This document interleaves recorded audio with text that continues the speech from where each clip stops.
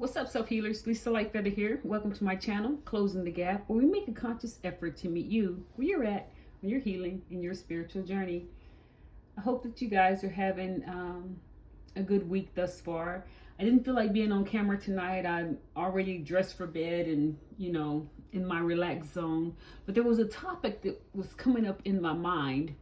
I have been doing a little boots on ground work when it comes to gang stalking this week, and I don't guess it would be much of a surprise to know that I'm getting a whole lot of deer in the headlight stares and ma'am, are you okay type of energy. I'm not surprised myself either. But someone called me that I hadn't spoke to in a while, and it's a family member. And this family member has long been diagnosed with things such as bipolar disorder, schizophrenia, antisocial personality disorder, and things of that sort. And I'm not saying that those diagnoses are not factual to a certain degree, but it crossed my mind that, just like it crossed my mind that they are using people who are being gang stalked as an experiment, such as COINTELPRO and MK Ultra, things of that sort, that they are using the group of people that have mental health issues, also doing the same thing to them. Now, I'm inclined to believe that some of these people that have been diagnosed with mental health issues don't actually have mental health issues. Some of the symptoms that the DSM-5 relates to people who have gang stalking symptoms, and I put bunny ears around symptoms, is they will diagnose them. They'll disregard the word gang stalking, but they will start diagnosing them based off of what they're trying to explain as delusional, trauma-related hypervigilance, anxiety disorder, and they may diagnose people who would go to therapy for gang stalking as psychotic or paranoid schizophrenic. So this person that called me that has long been diagnosed with all of these mental disorders, I just happened to mention the gang stalking to them. Now, up until this point, I have never really been able to relate to this person in my family. It was more like I wanted to help them. I wanted to rescue them. I wanted to make sure they were okay type of energy. But this phone conversation I was literally relating to them. So years ago, this family member lost a child. And ever since then, they hadn't been the same. And so they went to the doctor, and the doctor gave them stuff like antipsychotics, like risperidone and lithium. And these are very strong antipsychotic drugs. Now, there was no grievance. There was no bereavement nurse. There was no let us help you get through the grief of losing a child. Nothing like that. They immediately gave them all of these heavy antipsychotics. Now, if you're on these medications, I'm not suggesting that you stop taking those medications. I'm just making an observation here. So for the first time in years, I was able to have a conversation with this person in my family, and actually it was a relatable conversation. She used to tell me that agents were watching her, that people were following her. She would tell me that there were cameras in her home. She would tell me she couldn't sleep because she was hearing voices. One time she heard a voice that told her to hurt herself. And she literally took a sharp object and I don't know what certain words I can use, but she put it in her neck, in her own neck. That was pretty traumatic for everyone, because you have to be in a certain type of way mentally to do that kind of harm to yourself, right?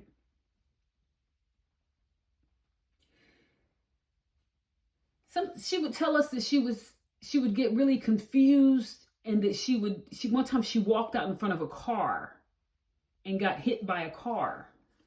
Yeah. There were times that she would hear voices and believe that she was God.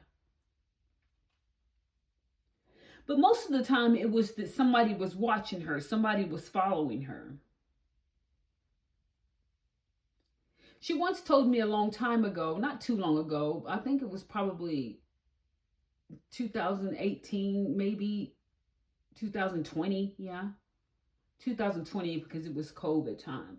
She told me that agents were following me, and I just brushed it off like she's just having another episode. But the thing is that I could relate, that we actually had a conversation that was relatable to me. When prior to this happening to me, it was always her trying to relay something to me and me thinking, you need to take your medication. Have you been taking your medication? Ma'am, are you okay? Type of energy.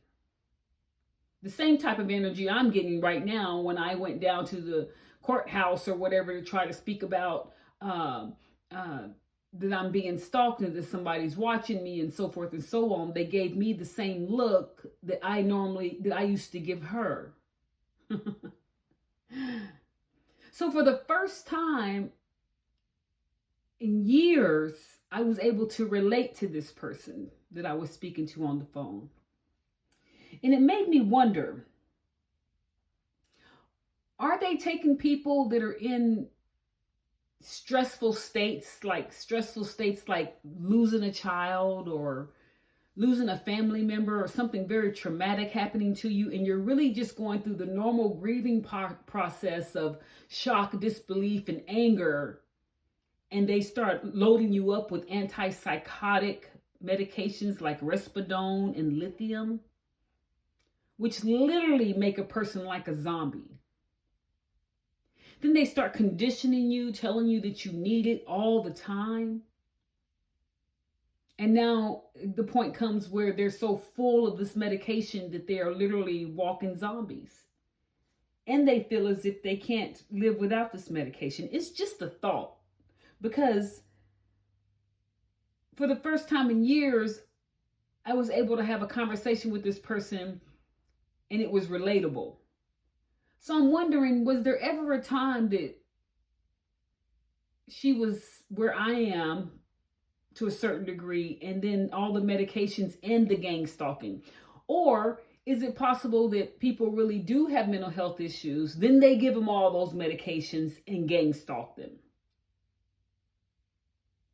Can you imagine already having like mental health issues that could possibly be managed with medication if left alone? But if you're on all these medications and someone's gang stalking you, like what's happening to me right now, I couldn't imagine being on antipsychotic medications, which I don't know what that feels like, but to be on some type of medication that they're giving you constantly and then being gang stalked, having a reputation of having mental health issues, and then trying to explain that to someone. It's hard enough trying to explain that to someone when you don't have a reputation of mental health issues.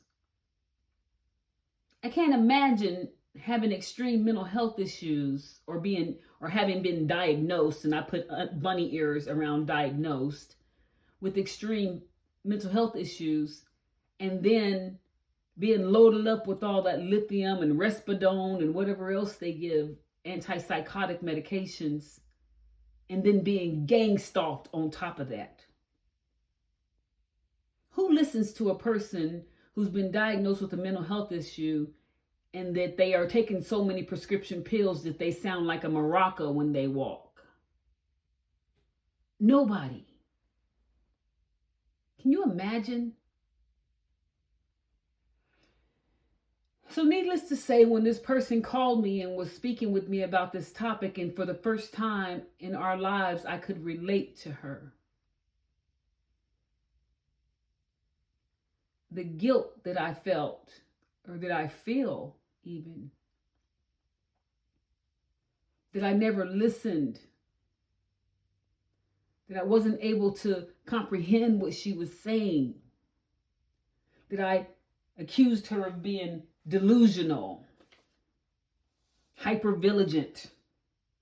It was just your anxiety. You're having a psychotic break.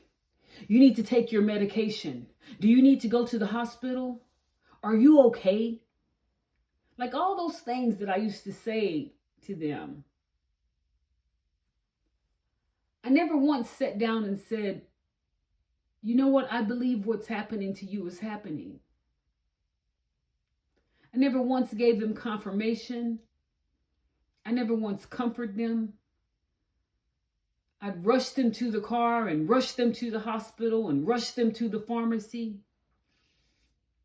And I never once sat down and said, I believe you. I believe what's happening to you.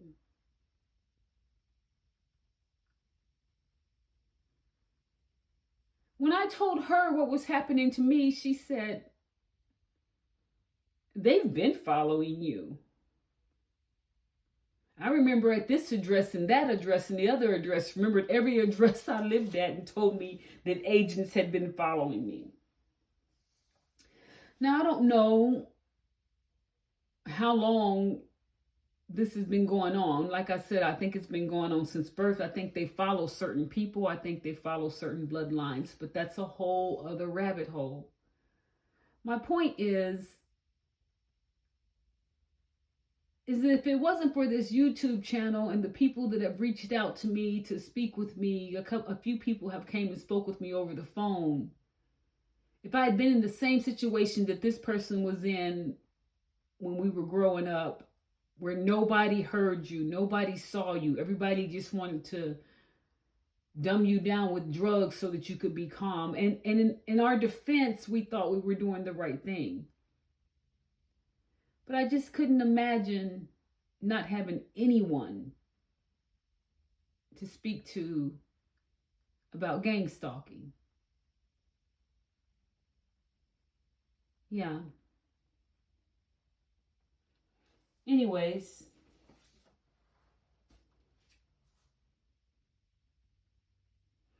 the conversation was so real that for the first time in our lives, I finally got her.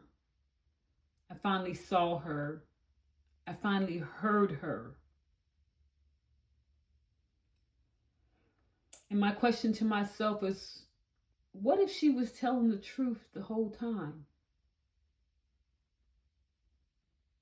Yeah. Anywho, it's just a thought.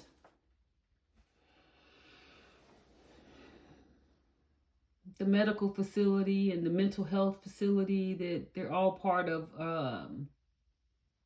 not all of them, I don't guess, but it's one big experiment, yeah. And who better to experiment on than the background that we came from, let's just put it like that. Yeah. So my question was, what if she had been telling the truth the whole time? Anyways, there's nothing I can do about it now. Well, that's all I have for you tonight here on Closing the Gap, where we make a conscious effort to meet you where you're at on your healing and your spiritual journey.